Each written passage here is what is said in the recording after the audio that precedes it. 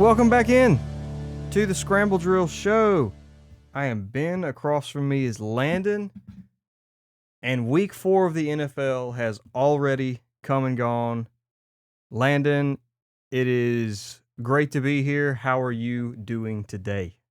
Why we are talking football when it is MLB playoffs have started today. That's the only thing I'm trying to figure out, but I will tough through and we will talk the pigskin. But you know where my heart is today. I know where yours is. My Braves have been out of it for a long time. Gosh. So baseball's kind of been out of my mind. We got Shohei hitting leadoff homers. Crochet. I did see that.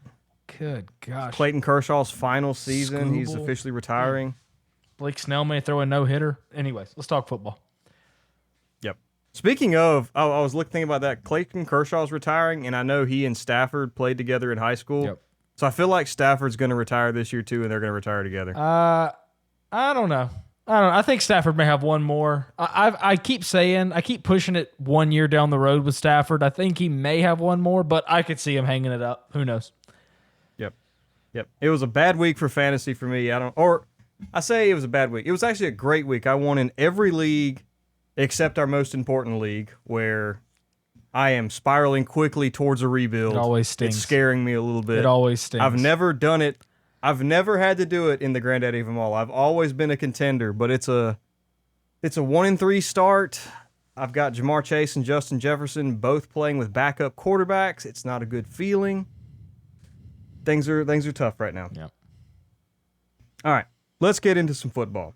Thursday night, Seahawks Cardinals. I will put a little asterisk by this. I was out camping Thursday through Sunday. So I did not get to see Thursday night or the 4 o'clock and Sunday night football. Now, I've gone back and watched like highlights and everything and stuff, but I didn't get to watch all of these games. I was actually with Josh out there camping. But he watched this one. And we'll go Seahawks first. Yeah. I heard it was a good game. I didn't get to watch it, so you tell me. It was a good game. My biggest Seahawks take is Sam Darnold is playoff contender good. Like, he's good enough for this team to be a playoff contender. They are not a Super Bowl contender in my mind.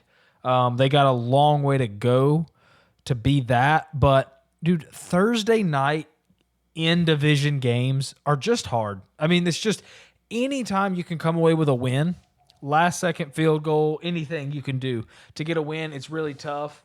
Their offense is good enough. Like they've got a few pieces you like. It's not overwhelming. It's not what Sam had last year in Minnesota. And their defense had 6 sacks. So I don't know. They're playoff contender good. They're not Super Bowl contenders, but they're going to be in a battle with your, whoever doesn't win the division in the NFC North, with your Commanders, with your Falcons. Like, they're going to be in that battle for the wild card, and should be a fun one. Yep. Did the Vikings make a gigantic mistake by letting Sam Darnold walk out the door? Gigantic is strong, but they would be better this season if they had Sam Darnold, if that's what you're asking. Yes, but gigantic mistake is strong. I mean, I feel like the fact that, everybody said that they should just let Sam Darnold go, blah, blah, blah, not that big a deal. He'll go to Seattle and disappear. And the fact that there's literally been no drop-off from going from Geno to Sam Darnold, I feel like that's really impressive. Yeah, like I said, I mean, they're not, like I said, I don't think they're Super Bowl contenders, but they'll be fine. They're going to win somewhere between 8 and 11 games probably, and be fighting for the playoff spot. So, good for them. The Cardinals will not be winning between 8 and 11 games, most likely. They're one of those teams that they're going to be competitive, I think, in every single game. They're just going to be really hard to put away. But it's obviously I didn't get to watch it, but we've been saying this all season, how just painful it is to watch the Cardinals, because I think every third down is 3rd and 8 or longer. Yeah, and I haven't dove into this yet this year. I've pushed it off. You've tried to get me there, and I've pushed it off every time. The Marvin Harrison Jr. conversation. Mm-hmm. You didn't watch the game. He hit rock bottom. I did go back and watch the highlights. No. I did go back and watch the highlights. You don't understand if you didn't watch every play. He hit rock bottom in this game. Like, they would have won if he didn't play. They'd have won the game. Like, he had I also saw... Like, I went back and watched the interceptions that Kyler looked. Because I saw the stat line. I'm like, oh, my gosh, Kyler threw 2 picks. And then I went back and watched them. They were both Marvin's fault. Yeah. The first one he dropped and put it in. The second one, the second one may not have been Marvin's fault, but he was throwing to Marvin, and Marvin went one way, and Kyler threw it the other. So there was a miscommunication between the two of them somewhere. Right. That one was a miscommunication, and then there was the drop was just terrible. I mean, I'm pretty sure they were in field goal range at the time. Like, they had that in the bag. He hit rock bottom. He was really, really bad. And I don't have the X's and O's mind in football. I don't see everything that, like, guys who know football see. But I can tell you this. There's something that you can see across any sport at any level. He just has played timid. And it's all mental. It's like there's this thing that an old baseball coach of mine used to say is, you're afraid to be the best player. Like, there's something in him. He is afraid to take over the game, even if he's able to. The talent is absolutely there. I mean, you saw it. I mean, the touchdown that he caught was incredible. You saw it later in the game. He scores a touchdown. Your only hope is that he hit rock bottom, bottomed out, and the second half of that game, he was really good. Like towards the end of that game, he had several catches, scored the touchdown, had some big plays, some first down plays. Like, he seemed emotional after he caught the touchdown. I'm telling you, dude, he hit rock bottom. Like, it was bad, Ben. It was so bad. And he did seem to get emotional, and your only hope is, like, hey, he realized this is as bad as it gets, and he played well, and hopefully he does that going forward. It looked like he built some confidence, but it's all confidence, it's all mental with him. Like, it's not physical at all. He has the physical tools. Oh, no. He's still the same guy that we saw at Ohio State that, beats Georgia in the playoff if he stays healthy. He's still that guy, but it was bad. This was really bad. Yeah, everybody likes to throw out that term generational, but he was one of the best prospects he was the best prospect since Jamar Chase. Yeah. So I hope he can figure it out. I really can't. Really do. Yeah, it's all mental. For sure, it's all mental. Sunday. Now, I did get to watch the 1 o'clock games and part of the Steelers-Vikings game. Okay. So we'll go to that one first. Yep. Steelers go to Dublin, Ireland. They get the win. Aaron Rodgers doesn't wow anybody, but he doesn't really need to. He plays mistake-free football, 18-20. Right. Kenneth Gainwell was a surprise of this one. No Jalen Warren. He comes out and is dominant against the Vikings, against a very good Vikings defense. I was kind of worried about the Steelers. Not that the Vikings offense has impressed me, but I just know that defense is so good. I thought they were kind of going to be able to smother the Steelers a little bit, and that didn't happen. Yeah, I mean, the biggest thing for me for the Steelers was they stopped the run. That has been the problem all year. They have been getting gashed over and over and over again. Everybody's killed them on the ground. And we've kind of said it the whole time, it's Mike Tomlin, it's the Steelers. They're going to figure something out. They're not – I'm still a touch worried about their offense. I'm just not worried about their defense, even though they've been so bad. And they stopped the run, and immediately, as soon as they stopped the run, now again, it is Carson Wentz. But as soon as they stop the run, their defense looks way better. And the big picture is they moved to 3-1. And we're gonna talk about Ravens, Chiefs, and the Lamar injury. But with this Lamar injury, we could be looking at a winnable division. And they're 3-1. Oh, absolutely. I don't have a ton of confidence in the Steelers. I have them somewhere between 8 and 10 wins probably. But if Lamar is hurt for any length of time, 10 wins could be the division winner in that division. That's huge. Yeah. I mean, that is huge. So good for them. 3-1 is 3-1. They got conservative at the end, but held on. They were able to stave off the mighty Carson Wentz's, but I don't know, man. 3-1 in now. Look, if Lamar's healthy, I think the Ravens are going to win the division. But if it's 3 weeks and they go 1-2 in that stretch, and the Ravens are sitting there, what would that be? 2-5? I don't know. That's a problem. Maybe. So yeah, I mean, we'll talk about the Ravens later, obviously, but I see a lot of people in the media how like starting to like do the write off of the Ravens, like, oh, they're just not good. They don't know how to win games. Blah blah blah. I'm not there with them. And like, oh, the Steelers are going to run away with it. The Steelers don't scare me. No, like no. That's why I'm not writing the Ravens off at all. I'm like, if they were in the same division as the Chiefs or the Bills, they would be in humongous trouble. Yeah. But a 3-1 Steelers team is not even as scary as a 2-2 Chiefs team. Right. So no, if you that doesn't bother me. If you told me Lamar plays next week, I would think, oh, the Ravens will still win the division. But if he doesn't play next week, I'll still say they win the division. But if Lamar's out till week 7 or 8. I don't know, man. That's a different conversation. That's a different conversation. So good for the Steelers, good for Rodgers, good for Tomlin. I think the Steelers are interesting, so I hope they're good. I hope this stays. Yep. All right.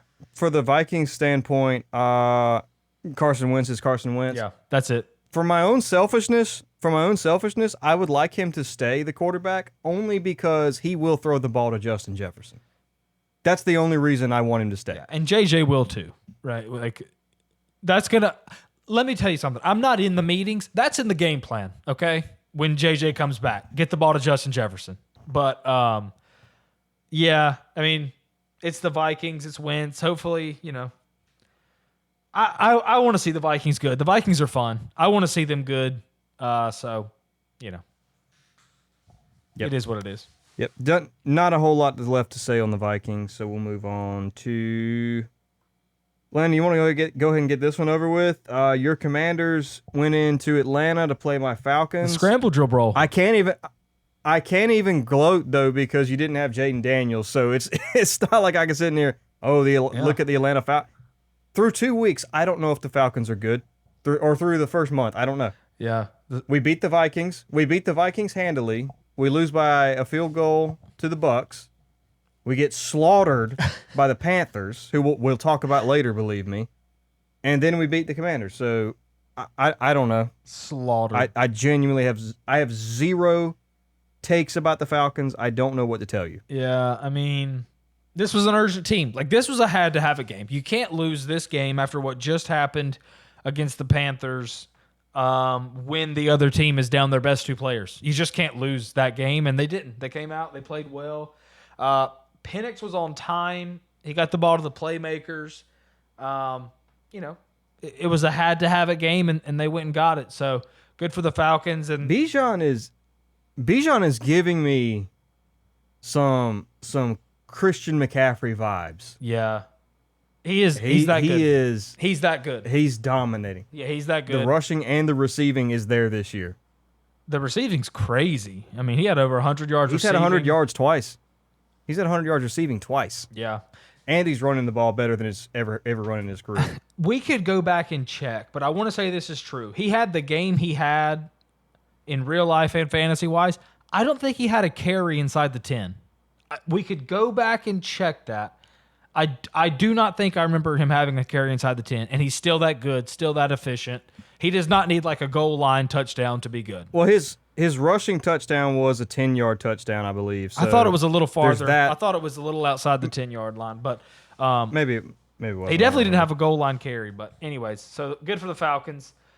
14-yard run. Okay. Yeah, Tyler Algier did get 16 carries. The Commander side of this, I mean, you're missing your 2 best players. As a Commanders fan, I'm happy with the way Mariota filled in over those 2 weeks. Like, oh yeah, if my starter had played that way this game, I'd be like, man, that was a bad pick, this, that. But like, he's a backup, and he comes in, he wins you 1 game against the Raiders, he keeps you in the game relatively against the Falcons. Like, you're fine if your backup can do that, and I feel good about that. People are really down on Jaden. Like, I don't know what it is. I guess it's just that he's been out these last 2 weeks and he wasn't great against Green Bay. That's the only thing I can think of is why would you be down on Jaden? Like, Jaden hasn't played bad in the 2 games he's played. Dude, people are down on him. Like, I saw a QB ranking today. He's behind Caleb Williams and Drake May, and I'm like, oh my god! Like, what in the world? Like, when did this happen? Now, it's a QB ranking. He like made it obvious. He was like, if you're not playing, I'm sliding you down. But still, I mean, it's just people are down on him. I'm not. It's a tough schedule going forward, but it's in front of us. Like, if we don't make the playoffs, it's going to be because we don't win games. Tough schedule, though. Really tough schedule. Yeah. And we play like 4 teams that are coming off their bye, which is never good. You never want to play a team coming off their bye. We have 4 of those on the schedule, which is crazy. But it's in front of us. I mean, you can't be too mad about this game. You know, it was Marcus Mariota, and he kept you in it, and you didn't win it in the end. And you played well against a team that, on paper, should be good on the road. Right. So, yeah. All right. Not probably. I think this was definitely the surprise of the day. Chargers-Giants, and we're going to be talking about the Giants first because we talk about winners on this show first. Yeah. So, what the heck happened? This is the old saying. I mean, they drive nice cars too. All these teams are in the NFL. All these teams' players get paid to play. They're all good. So any given Sunday, anything can happen. And I mean, props to the Giants. Like, you throw in Jackson Dart. Now, he looked like a rookie, right? He was jittery. He was running probably too early at times. But you got to be pleased if you're a Giants fan. I mean, you got to be happy. Didn't turn the ball over. He didn't turn it over, and he beat the Chargers. Against a good Chargers defense. Yeah, he beat the Chargers. Like, I don't know what you want me to say. If your rookie quarterback comes in and, you know, you're not even sure if he's, like, ready. You just kind of wanted to get rid of Russell Wilson. You throw him in there, and boom, beats the Chargers. I mean, that's awesome. That's awesome. They get terrible news. Obviously, the big news is losing Malik Neighbors for the season with an ACL. Terrible. Can we get rid of that fake turf? It needs to go in every stadium. It needs to be gone. Yeah, I mean, it really seems like the players, all of them, say this really contributes to it. So yeah, I know. I mean, I don't have the numbers in front of me, but if you pulled up the numbers, yeah, I would bet U.S. dollars that it would be a massive spike when they're playing on that fake turf. I know that it's been a problem at that stadium specifically for a long time. Every single year, people complain about that stadium. And the problem with that is a lot of the times when people go turf, it's indoor stadiums where it's really hard to get them sunlight and watered and all that. That's an outdoor stadium. You can make that work. I know it gets cold. So what? You could Lambeau Field, okay? You can make it work. So, yeah, that's a problem. I mean, this is crushing for the Giants. It's crushing for Neighbors. Obviously one of the more talented players in the league. So I don't know how the Giants cover this. We didn't think they were a playoff team anyway. I still don't. Even with him, I wouldn't have thought that. But this is one of those where it's like, yeah, this is gonna hurt. And it sucks to finally have rolled out your rookie quarterback and he loses a top 3 talent. Yeah. Immediately. So, the best player on your team. Yeah. The best player on your whole team. By far. Cam Scatabo looked really good. He did. Again, he's just a bowling ball, man. He's insane. Yeah, he's definitely raw. I mean, there were plays to be made that he left out there. But he is strong and he's fast enough, athletic enough. So, yeah, he looked pretty good. All right. On the Chargers side, where do we even begin? Justin Herbert 2 picks. I didn't get to watch as much as this game, so I don't know how the picks necessarily looked. Yeah. I'm not overly concerned. I'm not concerned at all. This is your classic West Coast team traveling east for a 1:00 game. I mean, this is 10 a.m. their time, right? Like it happens. It happens. These games, you lose these games. They started out 3-0 in the division. That's like the classic scene for a letdown game in week 4. Yeah. They get Mike. And you lose Joe Alt early in the game. Now that's the problem. That's the problem. Yeah. He's going to be out for a few weeks. This is tough because they already lost Slater. I don't know why. They already lost Slater before the season. Now you lose Alt. So you're playing with backup offensive tackles against, really good pass rush. That's one of the best pass rushes in the league, if not the best. A good pass rush, yeah. And we'll see. I mean, Joe Alt's he's gonna miss a few weeks. They have my Commanders this week, and Jaden looks like he's coming back, which is the reason I'm not as concerned about the Commanders, because he is coming back probably this week. So that'll be a good test. I mean, they'll have it at home. Again, my Commanders going to LA. It's just a tough schedule, but I'm not concerned. This is just one of those classic 1:00 games on Monday night or on Sunday that gets away from you.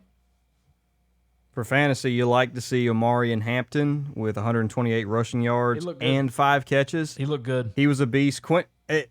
What's the conversation on Quentin Johnston? Is it the year? Is it time? I mean, he led the team in targets, catches, yards, touchdowns. Yeah, I mean, he looks great. We gave him his flowers last week. How he's become a guy who's like a real part in an offense, in a good NFL offense.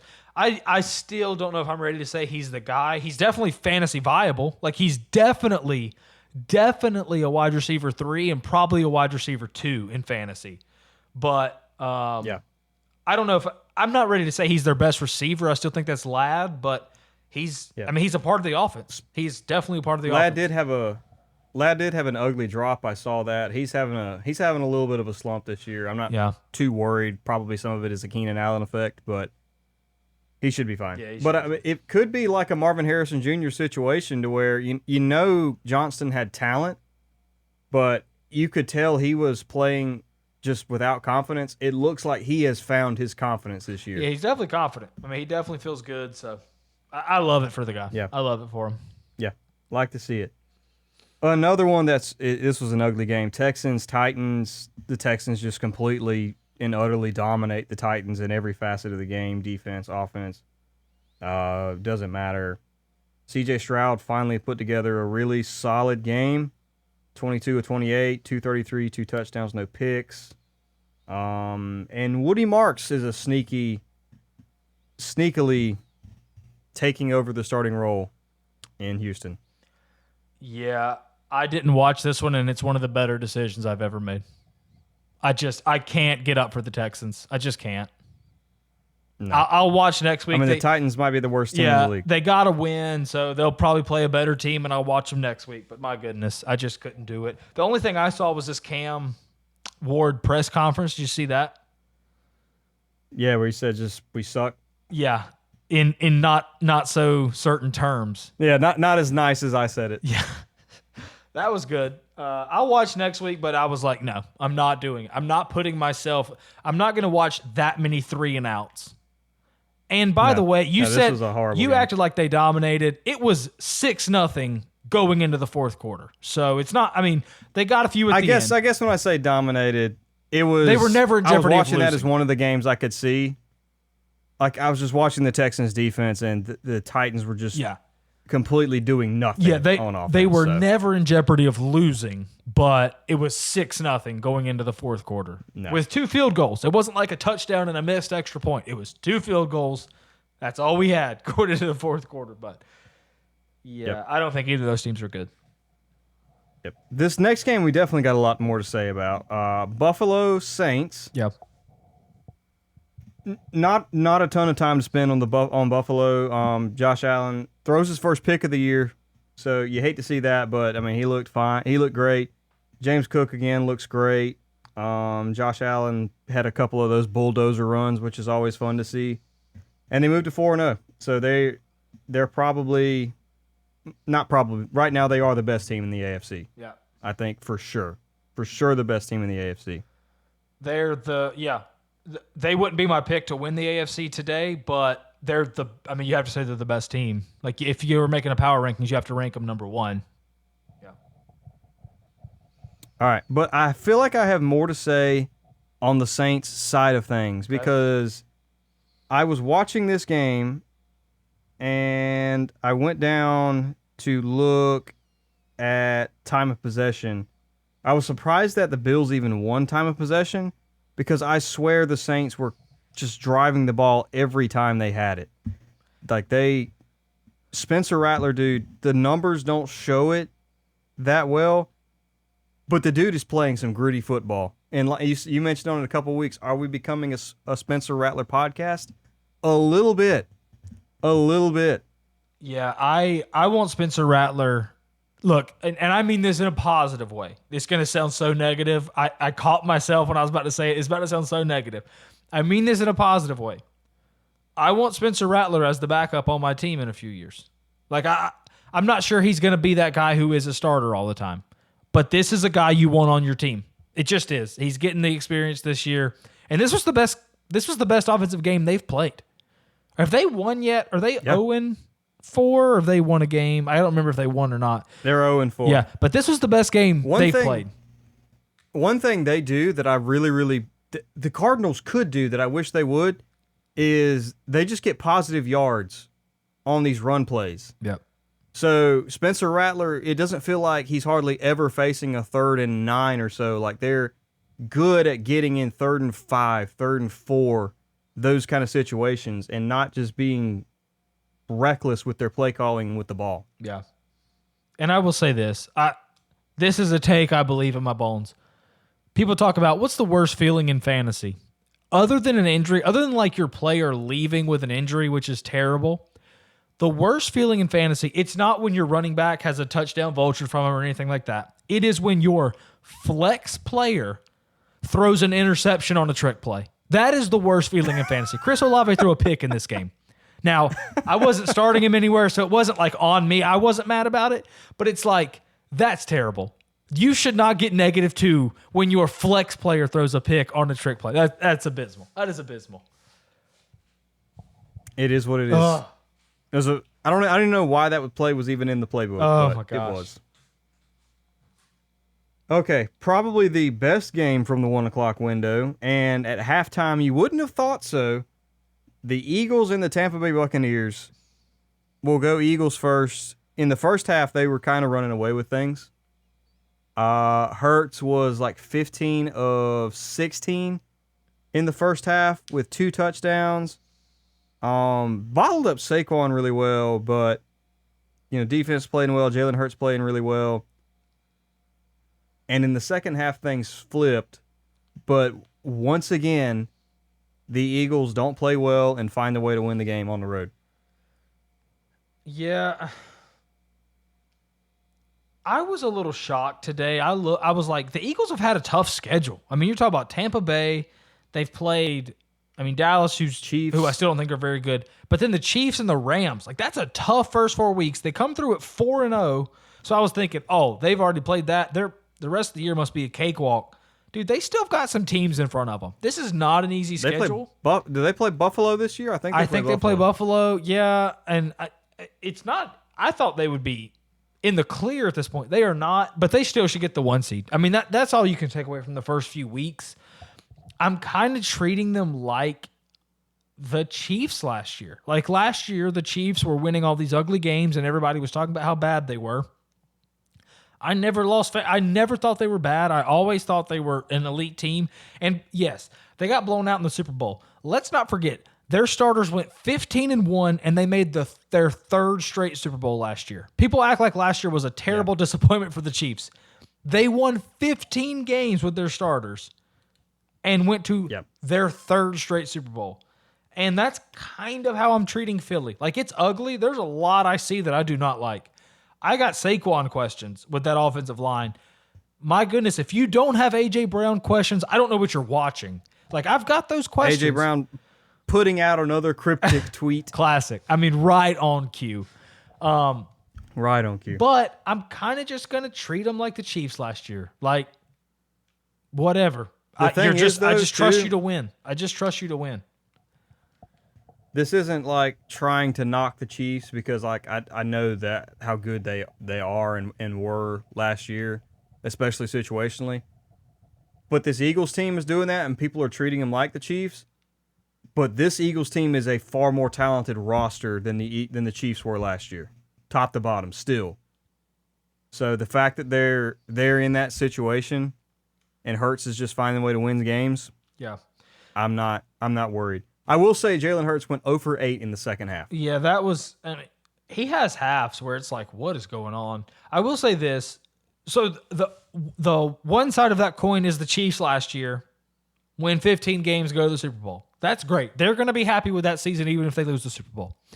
The flip side of that coin is 2 years ago, if you'll remember, after their Super Bowl, they started out 10-1, and it was all ugly, and it was all one-score games, and people were remember they beat Buffalo in the rain on the big Jalen Hurts. I think that was like one of their last wins of the season. I think they lost like 6 in a row or something to end the year. They beat Buffalo and didn't win a game. Yeah.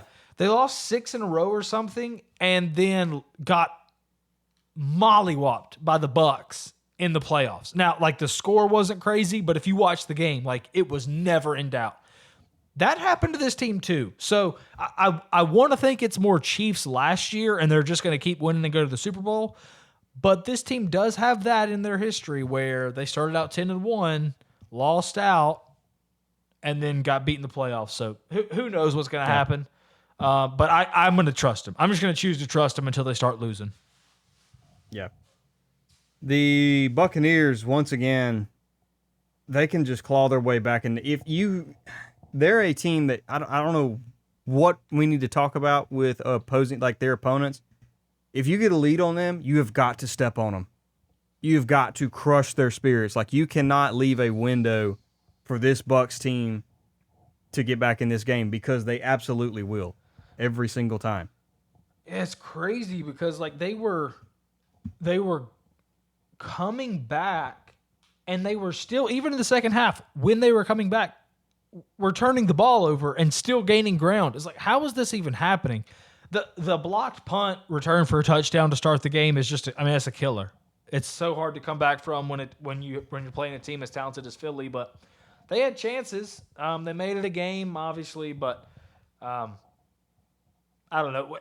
Eventually, they got to start playing better in the first half. Like, we look at comebacks, and we're like, man, they always come back. It's like, well, there's 2 halves to a game. You got to play both of them if you want to be good. So, I don't know.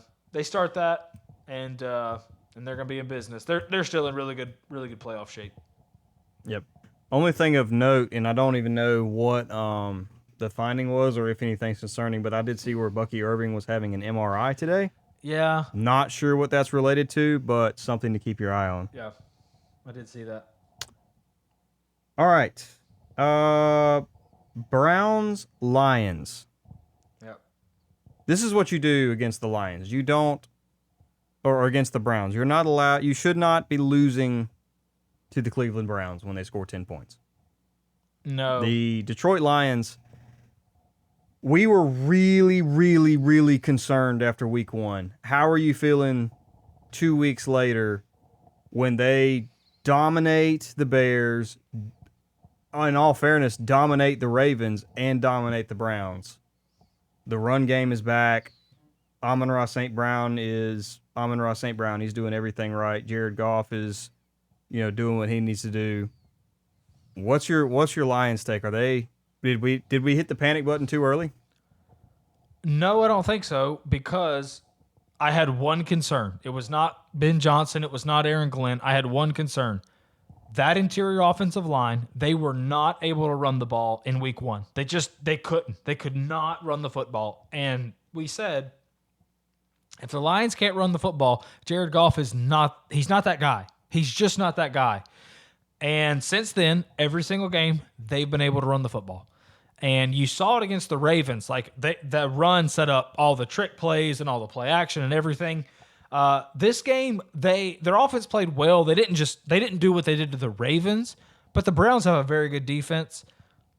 Detroit can run the ball, so I'm not concerned. Like, I think they're exactly as good as they were last year. Maybe a touch, maybe not quite as good, but hopefully their defensive health is going to make up for that. Maybe their offense is a touch worse, but if their defense can stay healthy, the team's going to be much better. They're Super Bowl contenders. They are real. This team could win the Super Bowl with the way they're able to run the ball. Yeah, I think, not that we didn't. Like, the concern was definitely there. I was just worried that with losing both coordinators and after that first game, like, I don't know if they can get back to where they were that quick. And this is Dan Campbell's team. You had to know they were going to try to establish that run, and they've done it. So they're back and absolutely in the hunt. On the Browns side, again, not a whole lot to say. Quinshon Judkins looks good on the offensive side. The only thing I'll say Browns-wise is if you took the Browns defense and gave it a league average offense, this team would be a Super Bowl contender. I think they have it will not show in the numbers, but they got the best defense in the league. The only reason it won't show is because their offense is so bad. Yeah, my only note I wrote down was unbelievable defense, just don't have the offensive talent. They just don't have it. They just don't have the players. Like if you took the Cleveland defense, I'm trying to think of a league average offense, and you gave them to Seattle or the Cardinals, that's a Super Bowl contender. Probably. I mean, they just don't have the guys on offense. We like Judkins. After that, do we like any players on their offense? No, not one single player. I mean, it's just. I mean, Njoku's fine. You know, I mean, that's where we're at with this offense. I mean, it's just not. They just don't have the players. I think Stefanski's really good, but my goodness, man. I can only give you so many years. I guess the big problem is the Deshaun contract is just killing them. I guess. Yeah. But they just have not been able to. And if they fire Stefanski, who are you going to get that's going to turn this team around? Nobody. Any better than he can. Nobody. I would just keep him. Yeah, you have to. Just keep him. You have to. But I don't know. All right. Another absolute blowout of a game. The Patriots versus the Panthers. The Panthers, after beating the Falcons 30-0, go back and lose to the Patriots 42-13. I don't even know if there's a ton to read into this. No. Drake May looked pretty good. The running game still is a absolute hodgepodge of players. Travion Henderson still hasn't separate. The only thing that I saw that I would note is Stephon Diggs is pretty much back to being an every down player, so that's good for him and his fantasy outlook. But that's all I got on the Patriots, really. Yep. Didn't watch this one either. We're to the point in the season now where there's going to be a couple games I just don't watch. I'm just not. Nothing here is moving me to a TV. So I'm just not. The Patriots have 2 wins. They beat Carolina and Miami. I mean, that's where we're at. You know? Yeah. That's where we're at. The only reason I watched this game is because I was at a Buffalo Wild Wings and I had about 16 games around, so my head was on a swivel. You didn't have a choice. I did. All I did, I could have looked away, but I mean, I would glance over there.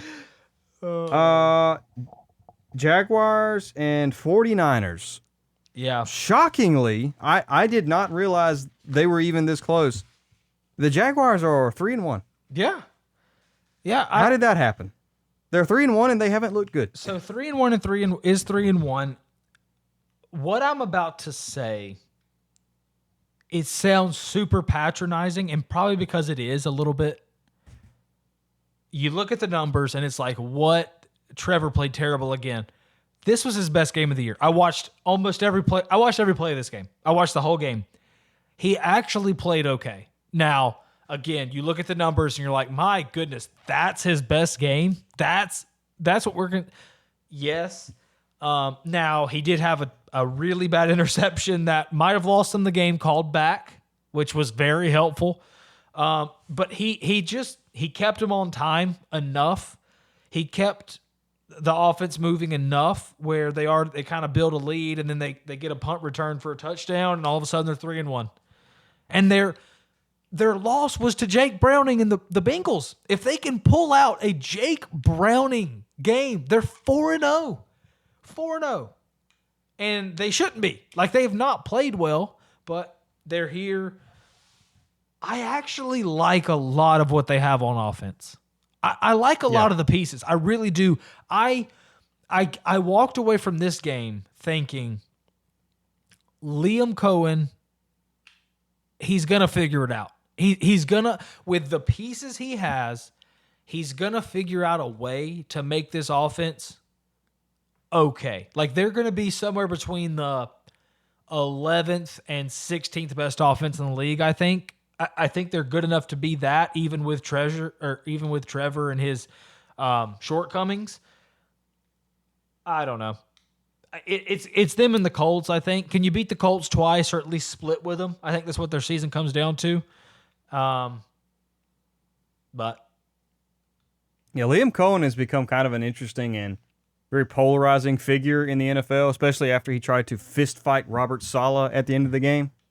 yeah, Robert Saleh is jacked. I am not going to fight Robert Saleh. there's been a couple head scratching things with him. The whole Duval, and then the fight, Trevor waving the him fighting off. with Trevor in week 2, I think that was, and the Saleh stuff. There's a lot of offensive coordinator here, not a ton of head coach to me, but I think he's going to figure it out, at least with this offense. And their defense is fine. You know, can they be the 13th best offense and 17th best defense? Probably. And if they can do that, I think they might make the playoffs in that division. Yeah. Who knows?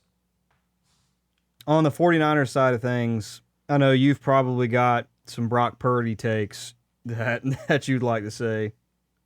But there's so many injuries, man. It's going to be hard. Like, Christian McCaffrey's their healthiest player. That's never a good sign. That's not. I mean, that's fine for now, but we know how that goes sometimes. No, Purdy had 2 bad turnovers, so they turned it over 4 times. 2 of them were not on him at all. He had 1 bad interception, and the fumble when they were driving at the end was bad. I didn't think he was terrible. I mean, I think if they would have gotten really good quarterback play, they would have won the game, but I didn't think he was abysmal. My take from this game, if you watched it, we love Ben Johnson. We love the flashiness. We love the fake. Mike McDaniel had his run in Miami of, oh my goodness, we've never seen this. The best play caller in the NFL is Kyle Shanahan. Dude, he does stuff, and it's like Ben Johnson does stuff you're not expecting. He's like, oh, let me fake this fumble, lateral it. Let's hand the ball to Amon-Ra St. Brown, let him run an option. Like, he does those kind of things you're not thinking about. Kyle Shanahan just runs things that you know are supposed to be run. Let's run a halfback screen. But he runs it in a way that no one is near them. I don't know how he does it. I don't know how he the motions he uses. It's got to be play design, motion. It's unbelievable. And just timing of some of his calls are great. Dude, he's got people running wide open. Like, it looks like a blown coverage, and it is just not because someone forgot. It's just no one saw the guy running that way. He's really, really clever. Like, he's impressive, man. He's impressive. Yeah. I mean, he's been one of the top 3 coaches in the NFL for probably the past 5 years. He is. So. He is. All right. This one was an interesting game. Colts, Rams. Yeah. Rams come away with the win. Stafford looks good. Stafford has his best game of the year by far. Puka Nacua is the best receiver in football right now. Can we agree on that? Yeah. I had 3 Rams takes from this game. And Okay. I'm going to go in my head in order of what's most fun to talk about from least to most. So the first thing, I walked away from this game saying Stafford and McVay, they're still good enough. I would not. Oh, yeah. I would not have them near the favorite in the NFC or to win the Super Bowl. But if you fast forwarded to early February and you told me the Rams win the Super Bowl, it's not impossible. They're still good enough. Like I said, I wouldn't pick it, but they're still good enough. They did enough to beat the Eagles last week. Like, you can't predict a block punt. Yeah. They did enough. Those 2 are good enough. What I wrote down for Puka was the lowest you could argue him is the 3rd best receiver in the league. You cannot argue he's the 4th best receiver in the league. He is better than CD. He's better than Amon-Ra. He's better than, whoever else you want to put up there. It's maybe if you want to say Chase and Jefferson are better than him. We'll see with the quarterback play they're going to get this year if they can actually be that. But Puka, from everything, from route running to hands to run after catch to blocking to everything. I mean, he just every play, it's like he impacts it. He's unbelievable. He's one of the better 5th round picks in the history of the game. I mean, I don't know I know there's Hall of Famers, so there's like I don't know all the 5th round picks in my head right off. He's got to be one of the best ever. Yeah. I know I just said Puka the best receiver in the NFL right now. I don't think I necessarily agree with that, because I would still, and I'll have takes on the Bengals in a little while for sure. But with the play calling and the loss of Burrow, I can't just drop Chase because of that, because I last year was the best. I still think he's the best.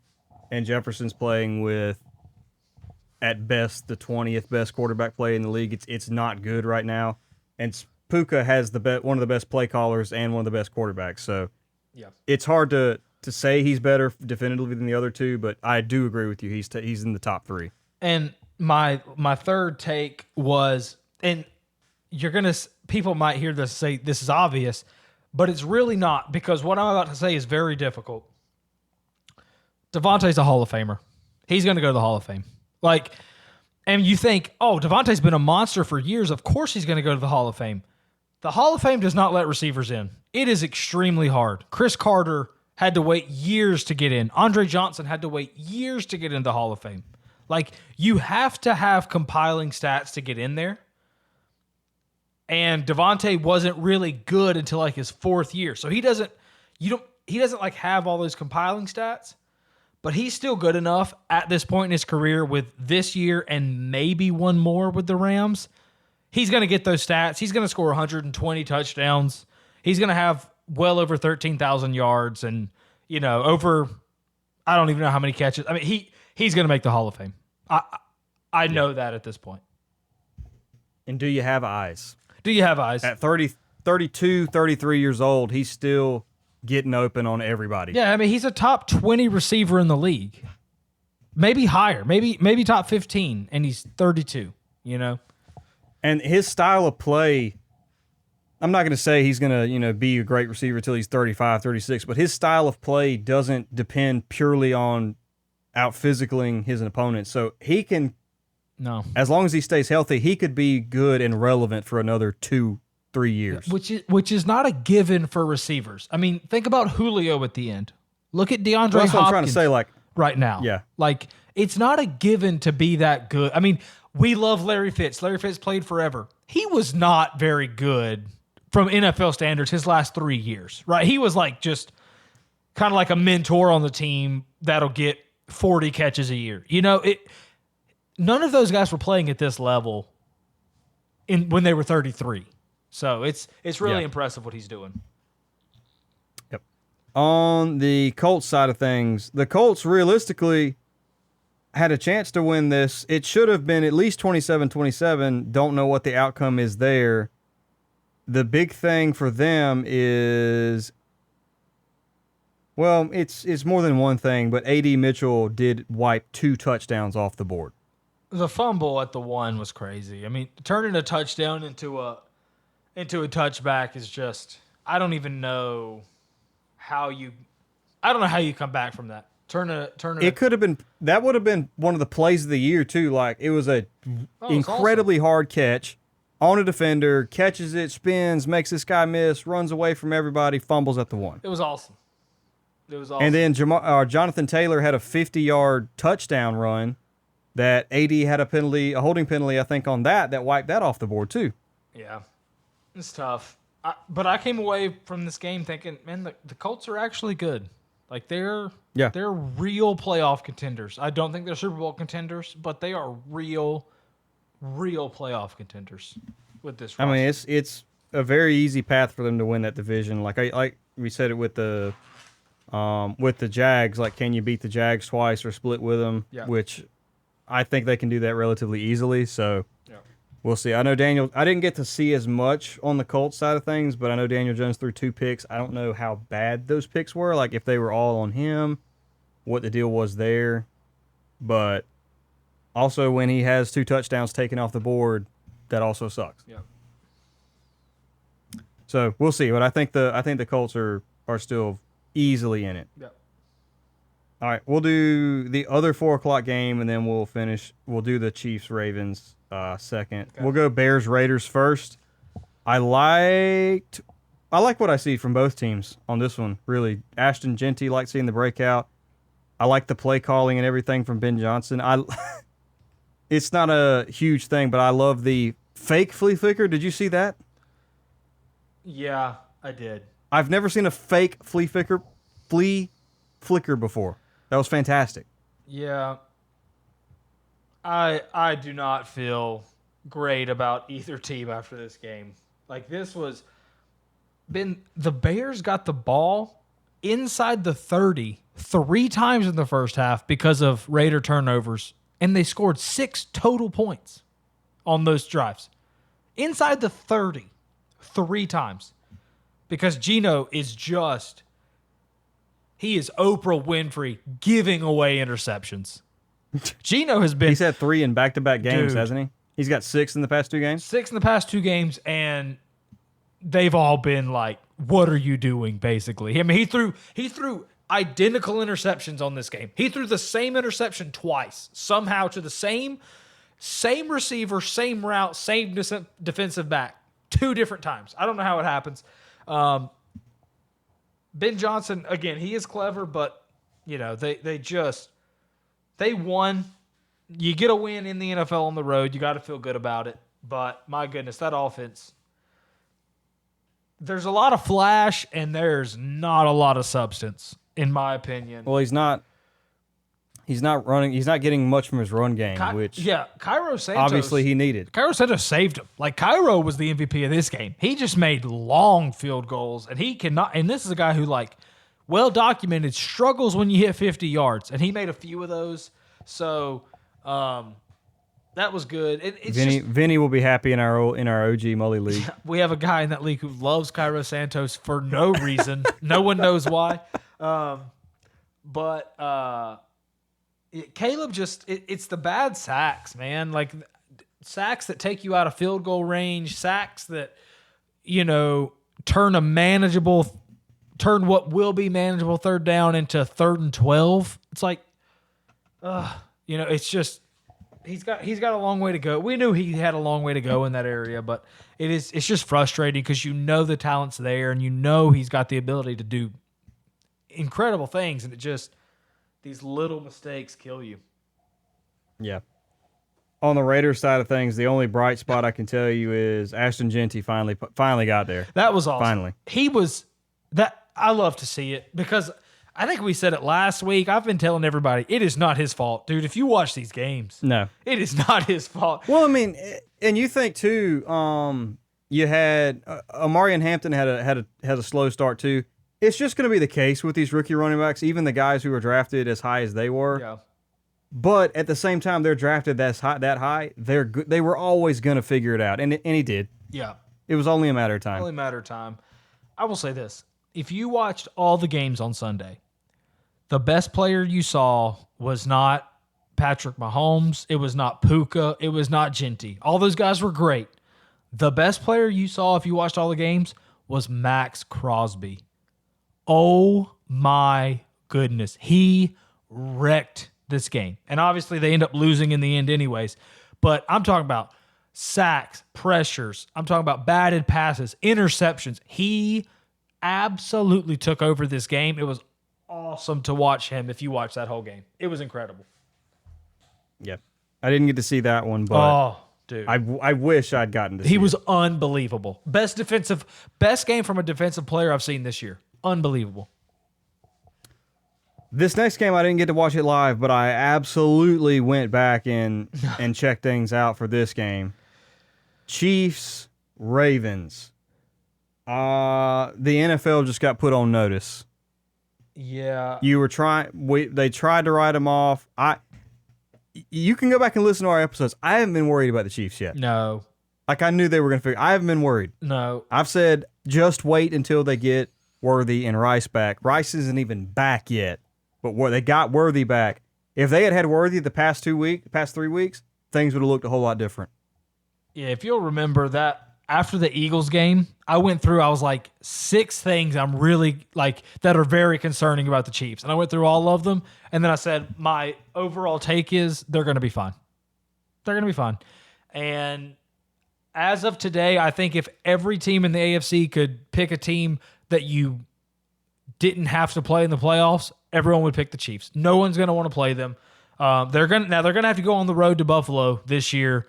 So we'll see how that goes when we get there. But unless Buffalo just collapses. You know how people say we're so back? That's like a big saying now.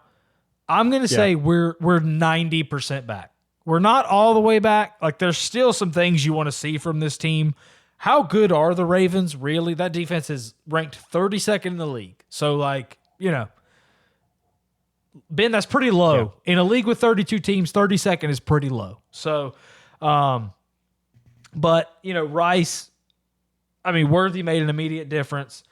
The only question I walk away from this, the vibes look way better in Kansas City right now. Like that, Worthy just opened up stuff. He just, I said it last week. They're just not used to not winning games. Yeah. That's all it is. They're just not used to not winning. I said it last week. It's not only like the way like the actual plays he makes on the field, it's the type of plays they can call and how open everything looked way more open this week. It was just, it made things so much easier. The question I have about the Chiefs, and then we'll get into the Ravens, which we probably need to talk about more. Harrison Butker's shaky. This is not the Harrison Butker we've seen the last few years. No. That's concerning. Can he figure it out? Maybe. I don't know. I think Butker's been a little shaky for a couple years now. Sometimes he's a little especially on extra points. He's a little unreliable for whatever reason. He did have that. He did that stretch last year, but I don't know. Sometimes kickers just lose it, and sometimes they find it back, and sometimes they don't. We'll see. So that's something to watch. But other than that, I mean, Spags had Lamar's number yet again. I mean, Spags did a number on him, so we can move to the Ravens now because the Chiefs. I mean, everybody mostly positive for the Chiefs. Everybody was saying if the game was close, you can't even say, hey, we lost Lamar, so that's why we lost. When you lost Lamar, I think it was 27-10 at that point. 30-13. 30-13? 30-13 when Lamar played his last – or when the Ravens took the field for the first time without Lamar, it was 30-13. Yeah, so you can't even say, oh, we lost Lamar, that's why we lost. No. Yeah. They beat him in every single phase. The running game, when you have game scripts like this, Derrick Henry's not going to do anything. Anything. Yeah, they still, where is he? I mean, they had a 4th and 1 from their own 41. He was not on the field. They had a 3rd and 1 from the Chiefs' 12. Henry was not on the field. Like, I don't get that. I get it. Justice Hill can catch the ball a little better. So what? 3rd and 1 from your own 41? Get your guy on the field. I mean, I don't understand that. I understand not giving him 25 carries in this game. I don't understand him not being on the field in the biggest moments. That doesn't make any sense to me. There's been a lot of coaching decisions for the Ravens that I just do not understand this year. None of it has made sense to me. So, bigger picture with Lamar and the Ravens, and I saw these. Nick Wright had this point on First Things First, and it's a good one. People think about these last few years of the AFC. Obviously, the Chiefs have dominated, and they think, man, Baltimore and Buffalo, if they could just get by Kansas City, they'd have Super Bowls. It's just Kansas City tripping them up. That is true for Buffalo. That is not true for Baltimore. Baltimore has only played Kansas City once in the playoffs. Like, it's not like, oh, they just couldn't get past that one team. It is year in. I think they've lost to Buffalo the past 2 years. Yeah, it is. Haven't they? Year in, year out, they just fall short in the playoffs. 2 years ago, it was the Chiefs in the AFC Championship game. So two out of 3 years they've lost to Buffalo. Yeah. And then in the middle they lost to the Chiefs. But it is true. And Lamar Jackson is one of my favorite players in the NFL. He just is not good in big moments. He He shrinks to the moment. They had this stat on First Things First. I'm going to read this to you. I couldn't believe this. In his last 30 games, okay, including playoffs, 30 games. That's almost 2 seasons worth. 30 games. Lamar has 3 games with multiple turnovers. It was this Sunday in a big game against the Chiefs where they had to win or they go to 1-3. Did he fumble too? He fumbled and threw a pick. The other 2 games, last year, divisional round against Buffalo. 2 years ago, AFC Championship game against the Chiefs. This is a guy who does not turn the ball over in the regular season. And then he gets to the big moments, and he has his worst game of the year every single year. And I hate it, but until he gets there, until he gets to the Super Bowl and plays well, that's just on his resume. That's what the resume is. Like I said, I love Lamar, but we see this over and over and over in these big spots.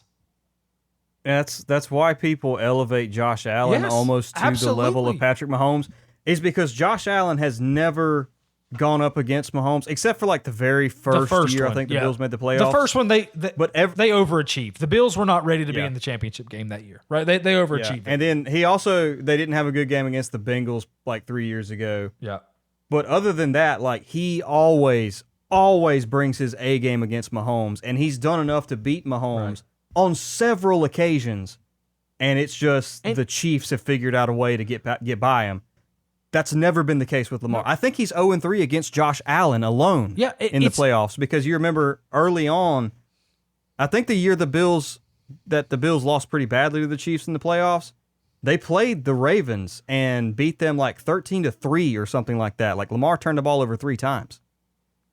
I hate that it's part of the resume. I mean, this happens to guys in every sport. Like my favorite baseball player ever, Clayton Kershaw. This is just on the resume. I mean, it's just what it is, you know? So basketball, there's a lot of basketball players who have this too. And, you know, if he gets to the Super Bowl and plays well and wins it, and, you know, all that it'll be a part of the story, but it won't be the story. Right now it's the story, and I hate that for him. But yeah. And if he's hurt, man, I don't know what this injury entails. If he's hurt, the playoffs are in jeopardy. I saw a story today that said he's probably going to miss week 5. Okay. I don't know if he'll miss any weeks past that, but they said probably going to miss week 5. Okay. And they play, I don't know who they play. They play the Texans. Yeah. That's actually concerning. As of right now, the Texans are actually favored to go on the road and beat the Ravens. Wow. Okay. The Texans are favored. The spread's 1.5, but you usually spot the home team 3 points. So the fact that the Texans are favored on the road that's worrisome. That's interesting. And the defense, man, it's so much of this is the defense. The Ravens' defense is not good this year. Terrible. At all. Terrible. It's not good. Absolutely terrible. They're given up 32nd in yards per game. 37. They've given up 37 points 3 times this year. They gave up 41 to the Bills. They gave up 38 to the Lions, and they've given up 37 to the Chiefs. Yeah, and they're banged up. But still, even with being hurt, I don't know.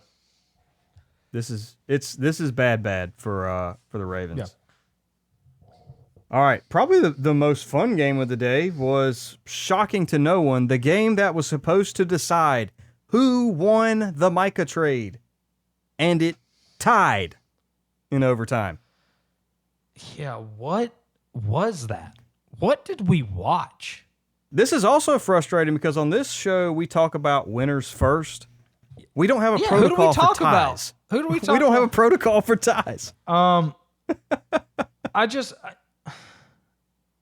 The only thing I just have 2 things about the Packers, really. I thought Matt LaFleur was the best coach in the NFL through the first 2 weeks. I thought he had an unbelievable first 2 weeks in the year this year. These last 2 have been atrocious. Abysmal. I mean, abysmal. The Browns game, they had no business losing. No business. They've got injuries, so I will throw that wrinkle in there. They got injuries. Everybody has injuries. You can't lose to the Browns the way they did. I mean, that's just that's a terrible loss. And then this one, the offense was fine. It was clever. It was cute. Whatever. they almost lost the ball game at the end. Like the clock management, that last drive, they got lucky to get 1 second on the clock. That's some of the worst clock management you'll see. I mean, it just looked like he and Jordan Love, it's on both of them. It's not just on the floor, but it mainly falls on those two. Like I heard Teddy Bruschi say this, that the issue with the clocks at the end was obviously the Green Bay didn't do very well of it, but part of it, he said, and I thought it was interesting, is Brandon Aubrey. They said we can't leave any time on the clock for Dallas, because if they get to midfield in one play, they win. That's true. That is true, and that's a part of the game you have to be thinking about. But you know what else you can't do? You can't let the clock run out and not get a kickoff, which they almost did. I mean, it's just, you got to be a little crisper than that. And here's the thing about clock management, Ben. I don't get it. I don't get it. Look, football is an art. There's so much that goes into it. There's so much that is going through a coach's mind when he's calling the game, when he's managing the game. Do I go for it? All these things. Do I go for it here? Do we kick a field goal? Do we punt? That's an art. That depends on who you're playing, who's healthy, who's got a hot hand today, all this stuff. At the end of the game, clock management, that is a science. There is an objective best way to do it based on time. Time is a variable that you can just equate for with a math nerd.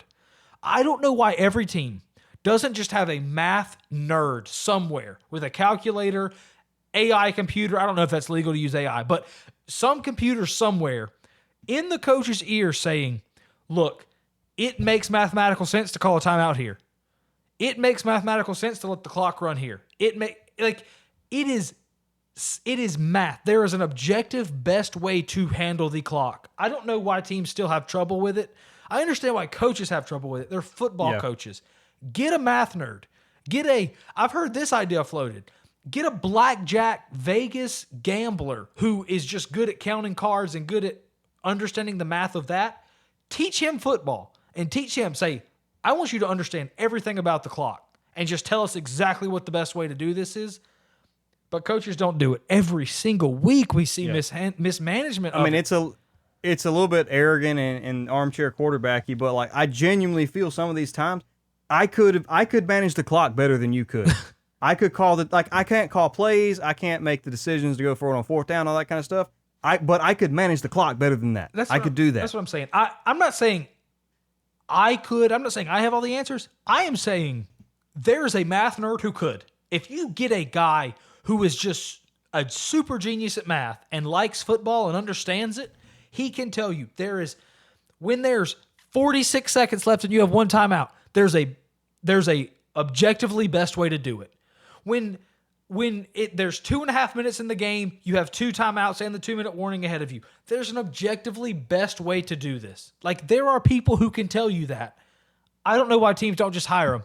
Hire them. Pay them $80,000 a year and say, this is all you do. Figure it out. I don't get it. Whatever. But it ends in a tie.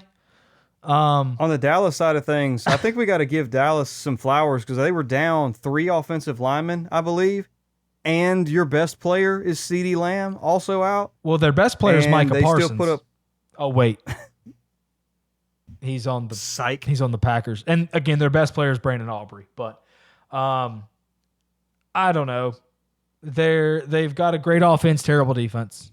I saw today, and I think in terms of yards, there's a defensive stat. It's either points per game or yards per game. They're first in offense and 32nd in defense in one of those stats, and that's perfect. I mean, that's exactly what we thought.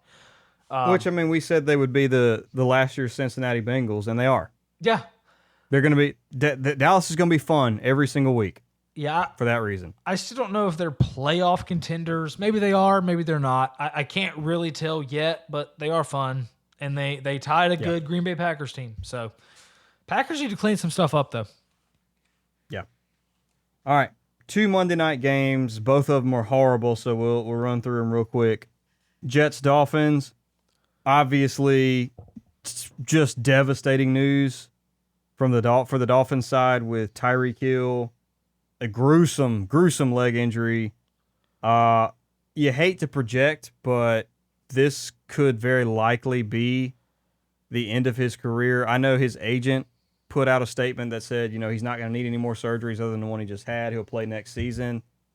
I've got friends in the medical field, friends who were PAs, and they were kind of saying, the way that injury looked, this is, I mean, even not, anybody could look and say that's horrible, but just kind of the way it went distally and things like that, his career's probably over.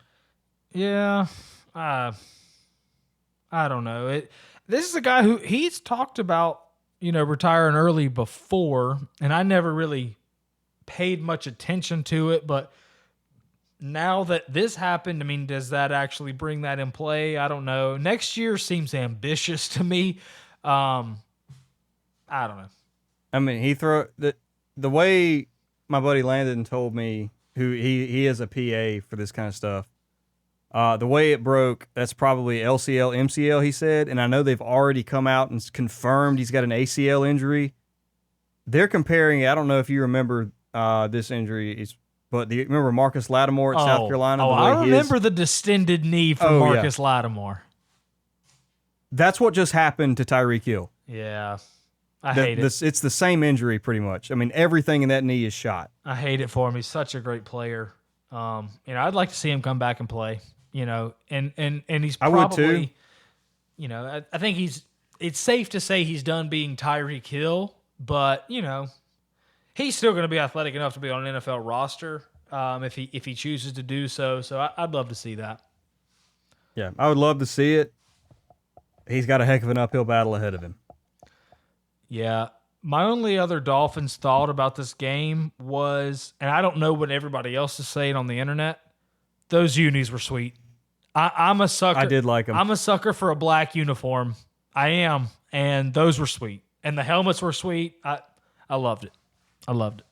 I'm a sucker for a black uniform or an all-white uniform. Yeah. Either one of those, Either one. I love it. Either one. Yeah. All right. Anything to say on the Jets? No. I've got notes, but no. No, I mean, Justin Fields was athletic.